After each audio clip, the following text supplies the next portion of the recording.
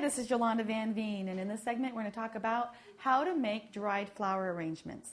Now, flowers are so beautiful when they're fresh, but when they dry, we can still keep them in our homes and enjoy them through the winter. But here's some tips. Now, there's many flowers that dry really well. For example, roses of any color dry really well. And you can always spray paint them to be any color that you want them to be after you dry them, too. Now, statice is a great filler, and it's used very often in dried flower arrangements because it lasts so long and it has that real nice feathery look.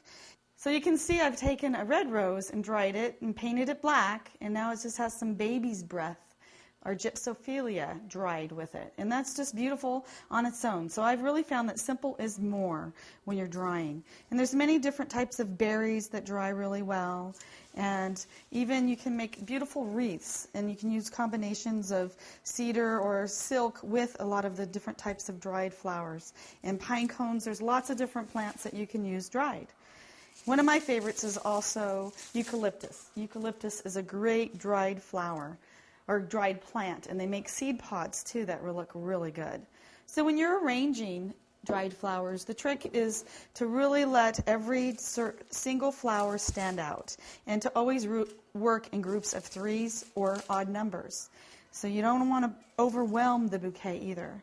So just by adding maybe a dozen roses, and I always say any combination of three, so 6s and 9s are still work, or 5s, as long as there's more than 3, it seems.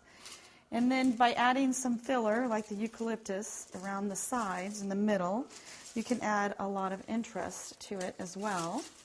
And the trick is a combination of the flowers and the filler. And then add, for more color, you can add some statice. And the thing is to really make the flowers stand out by showcasing each and having as many colors as you want or can have in a bouquet, because they're always beautiful.